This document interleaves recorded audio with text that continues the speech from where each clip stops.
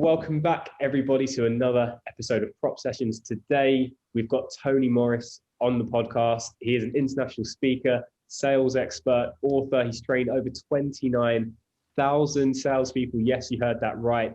We were just having some great chats off camera about what he's doing with his boot camps with estate agents at the moment.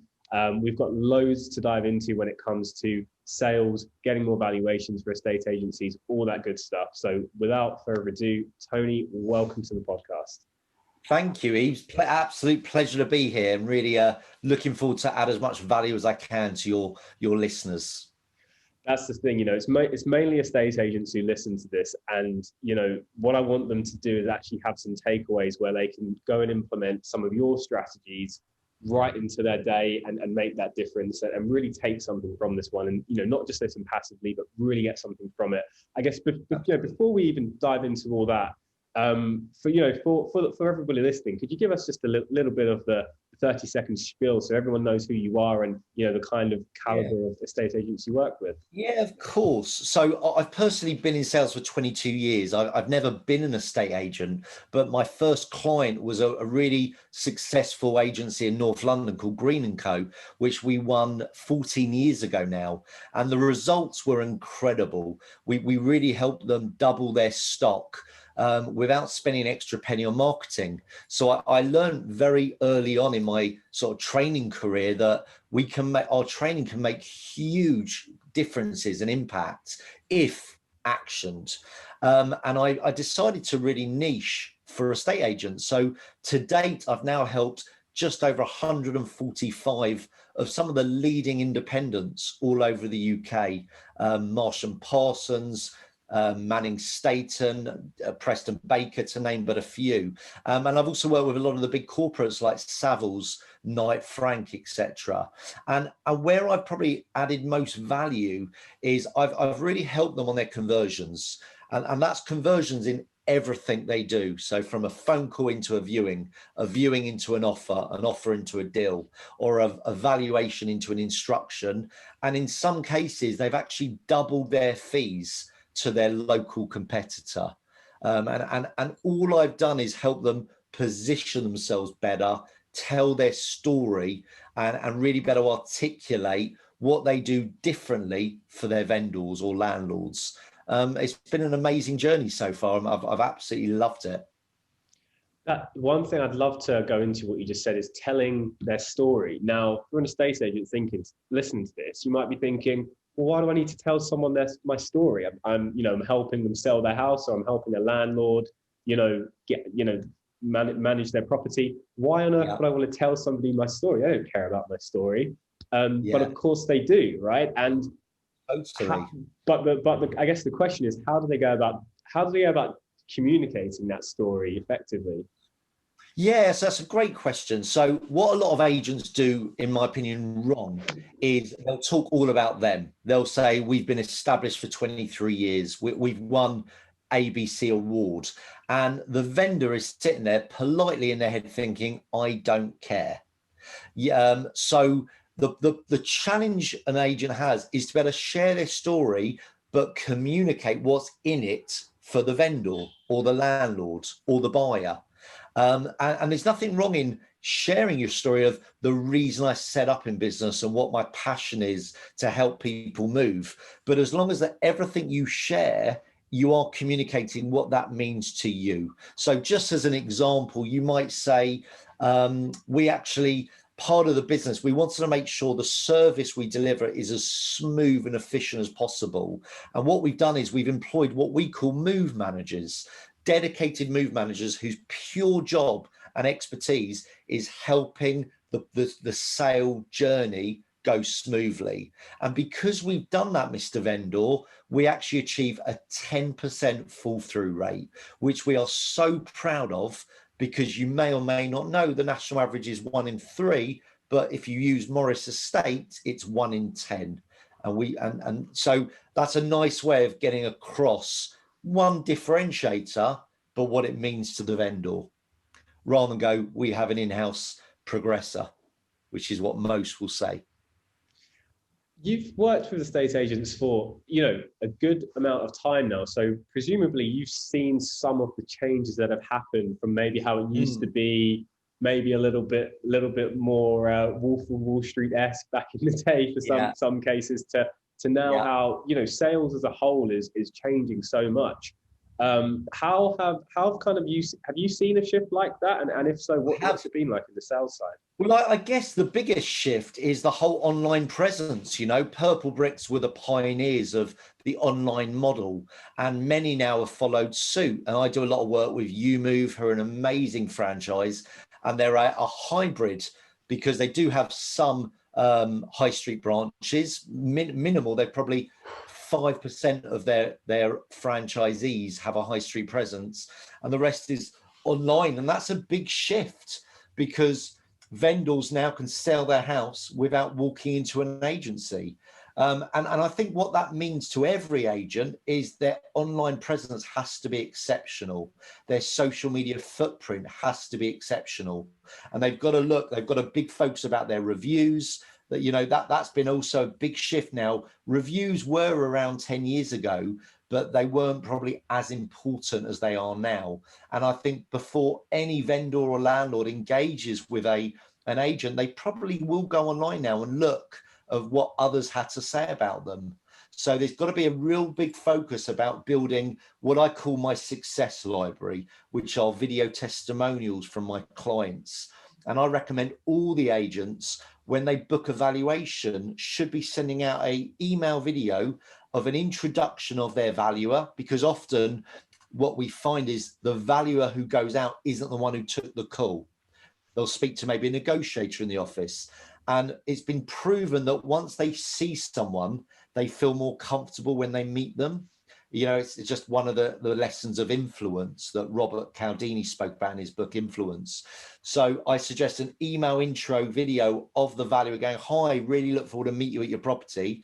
And then edit in a video testimonial of a vendor that's gone through the same experience as the one you're meeting. So what I mean by that, if the vendor is looking to achieve a higher price, have a testimonial where the vendor says, "Tony was amazing because our house was on the market for 6 months and I gave it to Tony at Morris Estates and he got it under offer within 3 weeks. What an amazing guy. What an amazing team." So I think to answer your question, it's got to be about their videos, their testimonials, their reviews, their social media footprint. If they can really up their game in all of that, that's the only way nowadays they're really going to compete and have a different edge to everyone else they're up against. So listen to that. We're talking about sales, and all of those great pieces of advice you just gave are before, the value even goes around, before there's even maybe a conversation with the person who's going to be doing the transaction. So, and there's a great book, by the way, guys, called Persuasion. If you haven't read that one, add it to your list. And it's really all about persuasion, but before you've actually even met, what goes on Mm, before the conversation's even taken place. And that's mm, really, we always talk about positioning. That's one of those things that's going to build that positioning, because by the time you're now in the living room, they kind of already know you a bit, or like Tony said, you're going to have the reviews that have already gone around and yeah. reinforced that. So that's a really, really good idea, and I love that. So practically, because I love to get into the weeds a little bit as well. What does that Yeah. look like? So they're sending out a video testimonial before, maybe a little Yeah. intro from the valuer, that kind of stuff. So there's two things that I always suggest. One is every valuer should have an intro video, and it's probably a logistical nightmare if you do a personalized one every time, because some of my clients have got 3 or 4 appointments a day. So you have one professional intro made with where you've got your logo in the background, ideally, or a plain wall. So, but you say along the lines of, "Hi, Eves," or "Hi there, my name's Tony Morris from Morris Estates. Really excited to come and see your property. And I'm going to explain what we do a little bit different from the rest of the agents and how we achieve the highest price in the time frame that suits our clients." And then I'd use a line like, "When we talk about how good we are at Morris Estates, it does sound like we're showing off. But when our clients do, it's proof." and then I would edit in a vendor testimonial. And then my final suggestion is, I think to differentiate, they should send out a pack, ideally hand delivered, but if you can't, put it in the post. The envelope should be the color of your brand. So if you're Belvoir, you'll use that burgundy red, or the red. If you're Northwood, the burgundy red. So you have a colored envelope to match your brand, your DNA. And the inserts are really important. You need a letter. I would suggest you have a biog of the valuer who's coming out with their picture, about them, and another testimonial. Have a meet the team page. I want to know who's going to sell my home and do the viewings, and your move manager. And this is the key, Eames, and this is the gold. I would recommend you have your 7 top tips of how to achieve the highest price for your property. And the final one, and this is my favorite, 10 questions to ask your agent. So what you do is you actually design 10 questions that they're going to ask you, but they're also going to ask your competition. So it's a great opportunity to highlight your strengths and your competition's weaknesses. So just as an example, you might say, let's say you're open 7 days a week till 7 p.m. First question will be, how many days a week are you open? So when you say we're open 7 days a week and most of our viewings are on the weekend, and your competition go, well, Monday till Friday, immediately you trump them. And when you say, do you take calls 24/7? You move go, absolutely. Most of our viewings are booked in an evening, all online. So we do not miss an inquiry. But when your competition go, well, yes, up till 5:30 we do. Again, you've trumped them. So you're literally giving your vendor the questions you want them to ask, which totally positions you how you want to be perceived. Absolutely genius. So you go and give that to them again before you've even gone round to value. So this is before this. So just so I'm clear, this is pre-valuation. You haven't even gone round yet, and you've already built up all of this positioning. You've already answered what their questions are. You've shown how you're different. So okay, so presumably then, when the valuer turns up, it's just a done deal, right? Or is there a strategy to that as well? No, there is a strategy. It's never a done deal. However, the perception is you're my favorite so far before I've even met you. Because the truth is, most vendors, even if they get recommendations, are going to meet 3 agents. That's just the way it works, right? But if the perception is most agents do the same thing and you're all samey, as a vendor, I'm going to choose the cheapest samey agent because you become a commodity. So therefore, you've got to stand out and be different in every touch point. So if the phone call that's taken in the office, and I create a 9-step call that I train my clients on, and that's vital. And if the call is better, the email looks better, the hand delivered pack, not only is it better, it's different because most people don't do it. And then you turn up and you you go through my 5-step process for how to present a valuation, you just look better. So then when you say, look, my fees are 2%, which is double most agents, although they think you're expensive, they start to understand why that you command those higher fees. And most of the feedback I hear my clients get is, Tony was the most expensive, but I get it. And he's worth every penny. And to me, that is such a great testimonial for your clients to understand that you are more, but they understand why you're more. And more importantly, you're worth it. So that's just a great tip in there on how to, raise fees. That's such a hot topic, isn't it? It's no secret. It's been a bit of a race to the bottom, ever since the lines came in. Estate agents have felt the need to, say, right, well, we're going to get online as well. And naturally what happens then, people are going to start undercutting each other on price. Nobody wants that, right? It's not better for anybody. And actually, this is one really solid tip on how to raise your fees. And you can go and do this straight away. We've literally just basically had training on here. Presumably this is stuff that you teach your clients as well in your boot camps. Would that be right? There's two ways I do this actually, or three ways I teach my clients all of this. One is I work one-on-one with them. So I deliver bespoke training, and I've got loads of clients that I've worked with, over 140 like I mentioned. I actually run every month, I run a valuation boot camp, which is 4 evenings. And I'm actually doing my second evening tonight, 6 till 7:30, where I talk through all of my strategies of how to convert to 80% from a vow to an instruction and to achieve double the fees of your local competitor. But for some people that haven't got the time or maybe the money to invest in those two things, I've developed all of my content online, and it's called EA University. I'm launching it on the 4th of January next year. So it's 90% finished, and it's literally 333 videos, bite-sized videos, all broken down into modules. So it would help any agent achieve the best results in every area of what they do. So yeah, I'm super excited for agents to start learning and more importantly, implementing the strategies that I teach. That's definitely one to look out for. If there's like a sign up link to that, I'll make sure that gets put into the show notes. Thank you. And I appreciate that.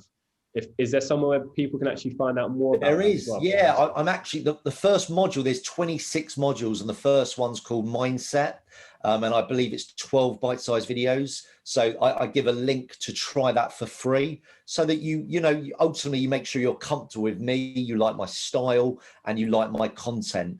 And at the end of every module there's a test, a Q&A test to go through, and downloadable course notes. So it really is online training that you do at your own pace.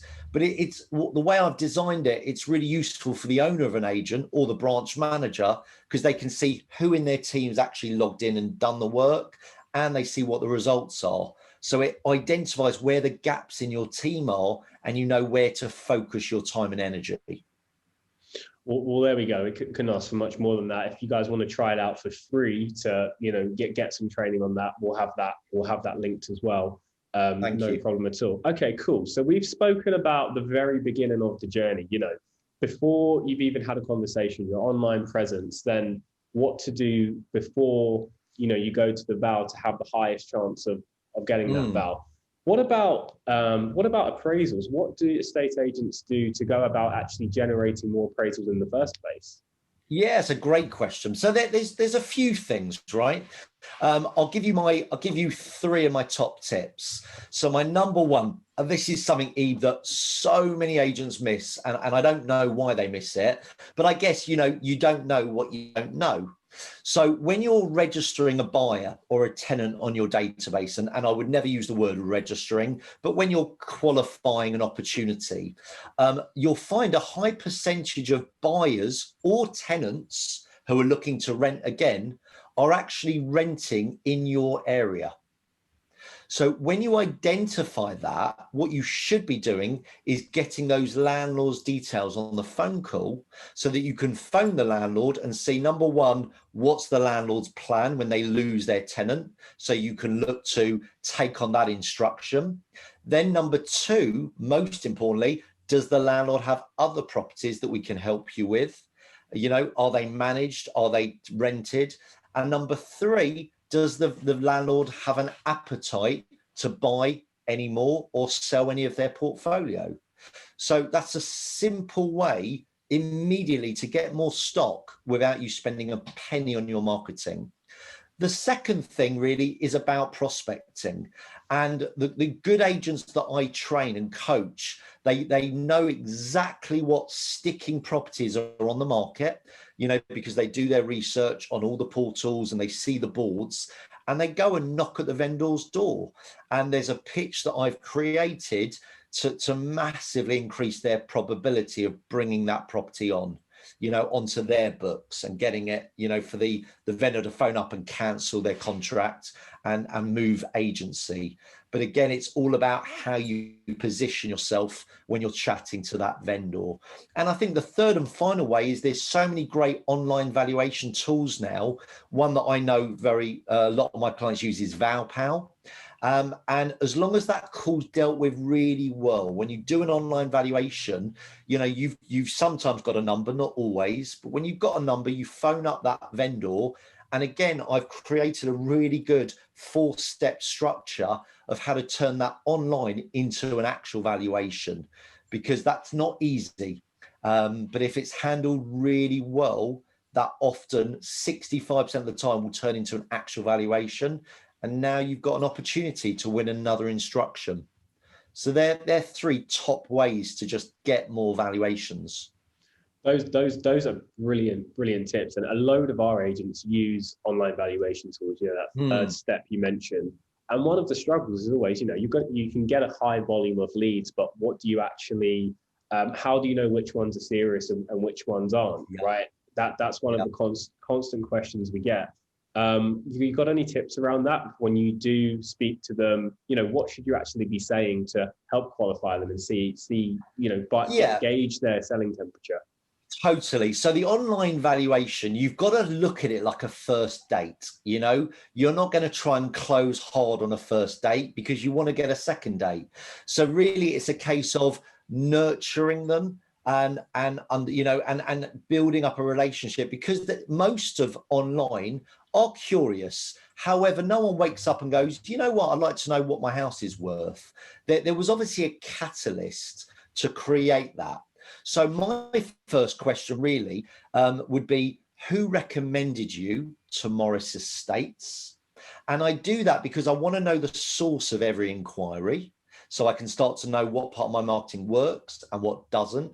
And I'm giving a wonderful perception that most of our business is recommended, which is a great perception. And my second question on the online is, and can I ask you, Eves, what prompted you to get a valuation for your property?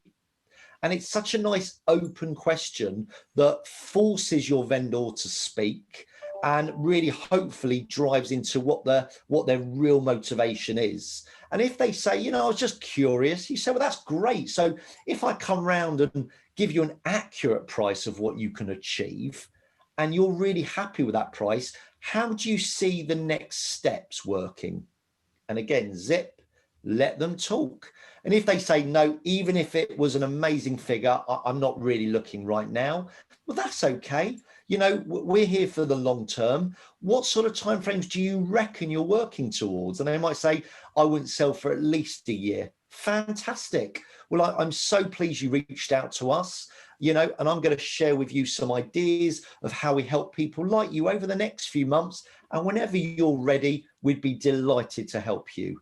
And then you add that into your pipeline and make sure they're getting regular, probably monthly communication from you, which will be maybe newsletters, some ebooks or e-guides of how you help other vendors or landlords, and just stay in the forefront of their minds. So when they are ready, you are the only agent they're even going to think about phoning first. I'm grinning from ear to ear a little bit. Anybody who's a client of Prop Media's, you've just got the absolute golden phone script to really make the most of these leads that are coming through. Absolutely genius. I'm going to also send this out to everybody. So, and I'm going to come back to you and see how much conversion rates have increased by. That was absolutely genius. And one more thing on this, just to circle back to that, I loved one of the things you said about tenant leads, because so many agents, you know, will say, oh, you know, we're running these this marketing or this campaign, and we're getting tenants inquire, and we don't want to talk to tenants because, you know, we only want to talk to vendors and landlords. But actually, something you touched on was, well, actually, you know, you can still get a lot out of those tenants. One of the things you said was actually trying to speak to their landlord. How would you go about that practically? Yeah, great question. 2 ways. So if you're speaking to a tenant who's looking to become a tenant again, I rent another property, the line I would use is, Eves, you know, as you know, the lettings market moves very quickly. So we do need to have a quick chat with your landlord just to get a reference to make sure you've been a great tenant. Please, can I get their number? Now, you got 3 options. One, the tenant will say, I don't know them. It's managed by X. Nothing you can do.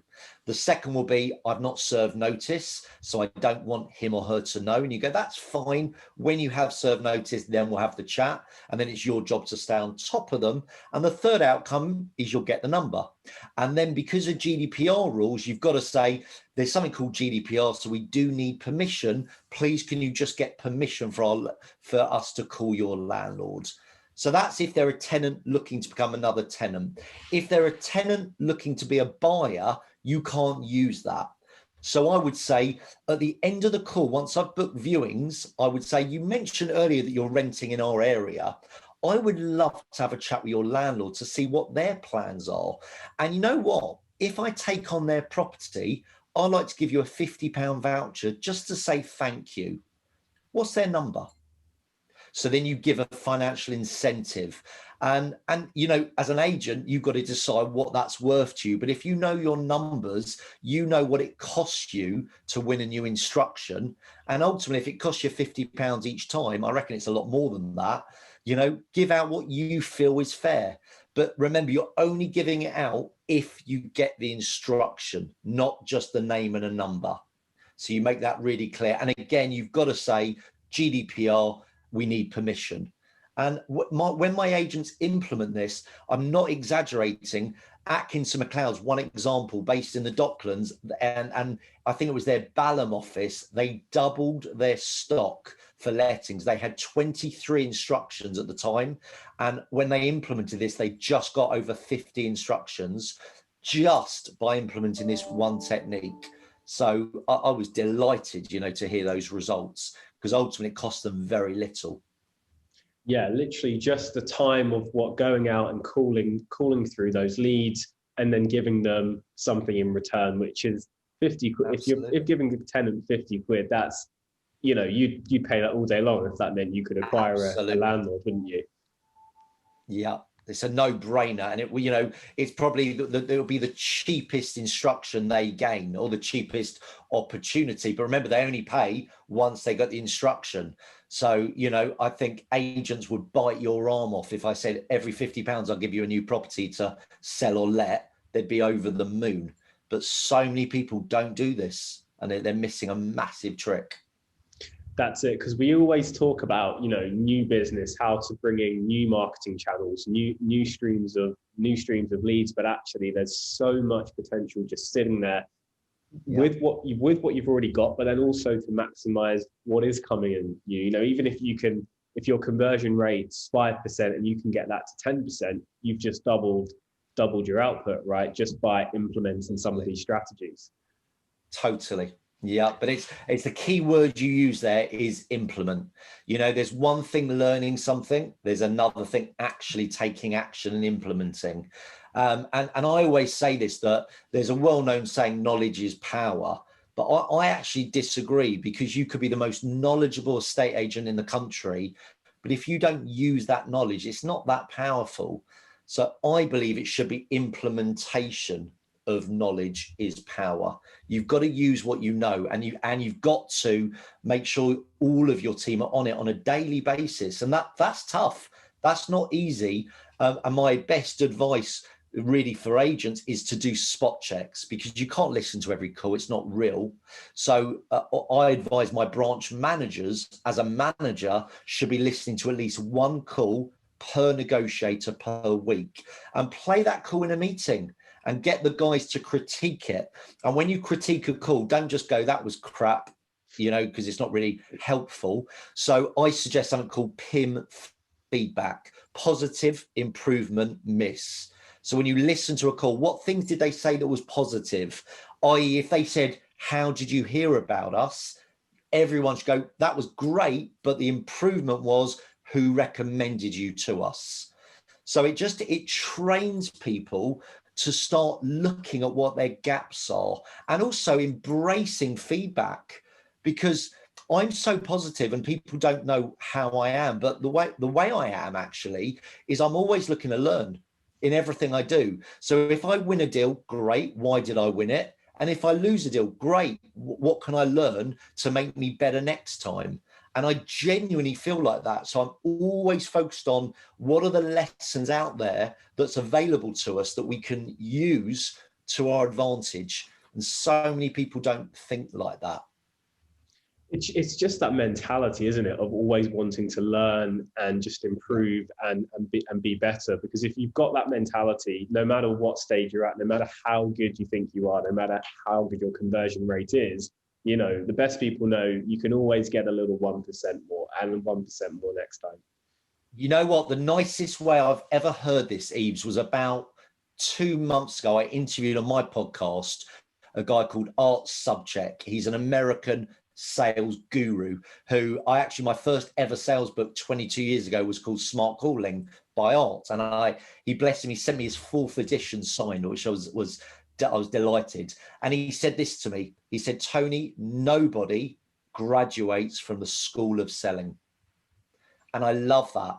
You know, sales is evolving. It will always evolve. And the top producers, the top valuers, the top negotiators, the top branch managers will invest time in themselves, whether it's listening to a podcast like this, going on a webinar, reading a book, whatever they do, they will invest in themselves because they know they can always learn. They can always get that 1% better. So with these estate agents you speak to, you know, they're coming to you and presumably, you know, they're just looking to improve their sales, up their conversion rates, and whatever part it is along their process. What are some of the, you know, the main problems that they come to you with, and what are they actually asking you? And the reason I want to know that is because obviously for the estate agents listening to this, if there are some commonalities between problems, maybe this is something that we can look at addressing that will help everybody. It's a really good question, and there absolutely are. So the main common problems, I guess I can get it down to 5. One is about the financial services and conveyancing. If done properly, that is such a big revenue stream. And just example, I'm not allowed to name them, but there's one agency who are part of LSLI. There's 12 brands. One of them have a few offices, and they do £1 million in fees a year from financial services and conveyancing. So that's a game changer. So, you know, I teach agents how to triple their conversions for both FS and conveyancing. So that's one problem that most are missing. The second definitely is conversion from vow to instruction. You know, my clients that implement what I teach, they get on average between 65 and 75% conversion of what comes to market. But again, they have to implement what I teach them. It's not it's not a magic pill. They have to take action. And really the biggest is being pushed on fees. Like you said earlier, that with the emergence of online, everyone is getting pushed and pushed. So what I teach them is how to position themselves better and different, so that they therefore inevitably command a higher fee, but also how to deal with that objection that every agent gets, which is your fees are too expensive. Can you do something on your fees? And let me give you my number 1 tip, Eves. There's quite a few, but let me give you probably my best tip when it comes to that, because every valuer should experience that on an appointment. Your fees are too high. And if you're not getting that, then your fees are too low, and up your fees. So when you get that, my response would be this. I would say, that's interesting. You feel our fees are too high. Who are you comparing us against? Now, the response you're probably going to get is, well, Crap & Co, they're 1%. And obviously you're 1.5%. So that's what I mean. And I would say, okay, and just explain to me what Crap & Co are actually offering for their fee. What are you paying for? And hopefully they'll explain, but a lot of vendors won't. They'll go, well, they're similar to you. Now, if that's the response, what it means is you've not positioned yourself differently in the eyes of the vendor, and that's a lesson learned. But I would then follow up with this. I would say, okay, so can I just ask, if our fees were the same as Crap & Co, who would you choose? Now, the vendor will 99% say you, because think about this, by saying that question, you've taken fees out of the equation. So therefore, the fact they raise fees as the issue, they are going to say, well, if your fees were the same, I would choose you. And this, Eves, is the gold. You say, I'm delighted. Why would you choose me? Zip up And now the vendor is selling you back to you. And you then say, do you now understand why we command just 0.5% more? And by delivering it like that, the vendor ends up going, I get it. I get it. So you get them, and there is nothing more persuasive than the customer selling to themselves. They can't argue with their own opinion. Gosh, so honestly, some of these tips, I could probably put this up into a training and charge people to listen to this to listen to this session. No, that's a fantastic tip. Brilliant. Okay, well, look, to close out this segment, I've got some fun questions that I'd like to ask you. Please. First one for you is, what's one of your biggest pet peeves amongst estate agents or within the property industry as a whole? Oh, there's two. One of, let me register you on our database. Horrendous, because as a buyer vendor, I don't even know what that means, and I don't want to be registered. I want you to help me. So that's the first big one. And the second one that I just don't understand, before I do any training, we mystery call every client. Yeah, every single time I phone up as a fake vendor, landlord, buyer. I want to know what they're doing well and what they're doing terribly. And in terms of the latter, I phone up as a buyer looking to spend up to $1 million, and I've seen a property on their website that's advertised up to $1 million, and they go, okay, Tony, well, based on what you've said, there's one property that works. What I'm going to do is I'll email it to you, and if you do want to view it, just give us a ring. And I go, no problem. And the phone goes down. And I think, are you mad? I've just said I've got £1 million to spend. You have a property that I like the look of for £1 million, and you didn't even bother to get me in book for a viewing. You just let me walk away. And although that sounds like, oh my God, that's ridiculous, I would say that's 80% of the mystery calls we do. That's what we hear. And to me, it's criminal. But that is an absolute pet hate. Blimey, that one surprised me. I guess there's a few agents who can probably go and implement that one as well straight away. Yeah. All right, cool. Next one I've got for you, and this one's about you. I'd love to find out a bit more about you. When you look back at your career, all the successes and failures you've had, and I love that you already hit on the successes and failures, and that you learn from both, because I think a lot of people actually only learn from their failures. But when you look back at your failures, and specifically, what's one of your favorite failures, or one of your failures where looking back, actually it led to a later success? Yeah, that's an excellent question. I wrote about this in my book, Coffees for Closers, which is the first book. I've written 5 books. It was the first one I wrote. And it was when I sold software about 17 years ago. And I won my first £250,000 deal for the company, which was like the average deal size was about 60 grand. So to bring in a £250,000 deal was unheard of. And I was buzzing, as you can imagine, celebrating. And it was a very nice commission check for like a 25-year-old. And they cancelled on the 29th day of the 30-day contract in terms of their get out contract. But and I felt sick when I got the email, and it transpired that the competition that I won against went in and dropped their pants and went in at almost half price to win the business, which I just wouldn't do. And you know what? The lesson there is, no matter how good you are, you're not going to win them all. And sometimes you've just got to walk away and accept that you did everything right. You should pat yourself on the back. You did a bloody good job, but you're not going to win them all. And don't invest time and energy on ones that you just couldn't do anything about. And because by getting negative and fed up about that, it's going to have a knock-on effect on all the other wonderful opportunities that will come your way. I think that's such a good tip, because it's, particularly if you're on the phones, you're in the sales department, and maybe you're a little bit short on leads this month to call, and that scarcity mindset is starting to creep up behind you. It's that those kind of times, if you've made a couple thousand, you've got to remember that, and you've got to have that, you've got to remember that there are so many more out there, and have that mindset, and that's how you're going to get the next one, and I think totally. And just to add to that, Eves, on the flip side of success, and this is a small thing, but I talk about it in training, and I call it the whale. And what I mean by that, a whale in my company is someone that would spend over 75,000 on training. And you never, ever know when you're going to land a whale.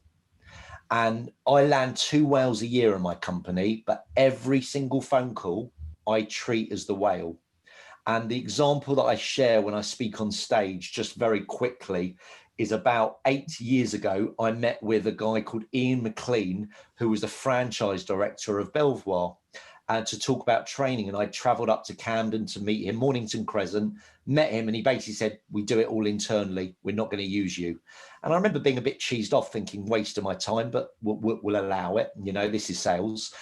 Anyway, we stayed in touch, but I never worked with him. I then met Eric Walker, who's now MD of Martin & Co., but at the time he was MD of Northwood. And Eric said the same thing to me. We're never going to use you. We do it internally. Again, bit cheesed off, but we allow it. And about a year later, I got a phone call from Eric Walker saying, Tony, I'd like you to book you as my speaker at the Belvoir, at the Northwood conference, which I did. In the audience was a guy called Dorian, the CEO of Belvoir, who then booked me to speak at Belvoir. In the Belvoir conference was a guy called David Newton, owner of Newton Fallowell, who booked me to speak at Newton Fallowell. And on the back of that, I've won about 7 or 8 other clients on the back of just that talk. I reckon I've won around about £500,000 of business on the back of meeting Ian McLean 7 years ago.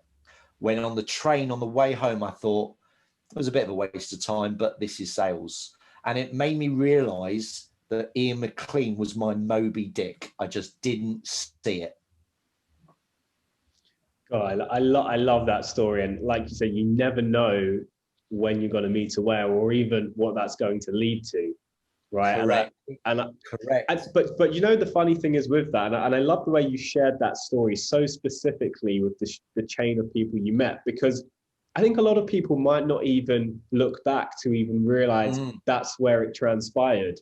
And I think by having by looking back in hindsight, you then realize, oh, that's where that came from. You can then learn, right? And then it comes back to that growth and learning mindset mentality. It's such an important point. I track, and I recommend all my clients do, is track where every lead comes from. So at the end of the month, you can split your revenue by new business versus existing. And the new, where's the new coming from? And if I know 80% is through leaflet drops, then I've got to bloody keep doing leaflet drops. But if 1% is through leaflet drops, then I've probably got to stop leaflet dropping and doing something else. So you do need to know where it comes from. But that's, and you know, we haven't got time to go in that continue the chain of events, but it just got bigger and bigger and bigger. Even still, that I now work with the property franchise group, training Winkworth and Martin & Co. and YouMove. And that's all, that goes back to meeting Ian McLean at Belvoir. And I don't think Ian even knows the chain of events. So it might even be bigger than the 500,000. I've never worked it out to the pounds, but it's around about that figure, which, you know, and if I said to Ian, meeting you turned into £500,000 of business for my company, he wouldn't believe it. And it's quite powerful when you think about that. So it's about thinking every call you take, either A, they could be your whale, or B, they know the whale. And if you think like that on every call, you will sound better on every call, because you train your mind to think, this could be my whale. Treat them like that. And then, we like you said, we probably don't have time to go into too many other things, but then, you know, if that is in your mindset, then imagine how your tonality is going to be on the phone. Imagine how much more excited and on the ball and sharp you're going to sound to that prospect, and then what that could lead to. Absolutely love that. All right, final one I've got for you, my man. We're gonna fast forward good number of years into the future. It's your last day with us on the planet. Now, you've amassed all of your fortunes with all of your companies. You know, you've worked with every agent under the sun, but you can't leave any of that material wealth or assets behind to your family, your loved ones, your friends, any charities, but you can leave them with one piece of advice. What would you leave them with? Wow, what a question. You know what? I would say, and it sounds cheesy, but I do believe it, and it would be, if at first you don't succeed, try and try again. And I remember my late dad telling me that advice when I was a kid, and I still stick by it. And in sales, a no is a not yet. And I really do believe it and stick by it, that stay in touch with every opportunity. And I think if you might not be the most talented person, but if you work the hardest and you outperform everyone in terms of graft, you will succeed. You put in really is what you get out.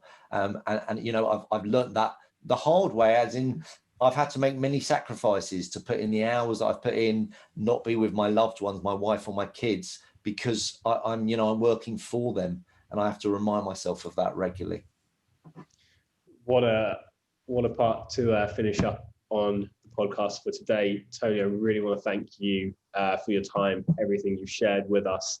And yeah, I look forward. I'm sure this won't be the last communication we've had. So yeah, I just want to thank you graciously for your time. No, my pleasure, Eves. I really enjoyed chatting to you. So thank you so much. And I hope it was useful for your listeners. For sure.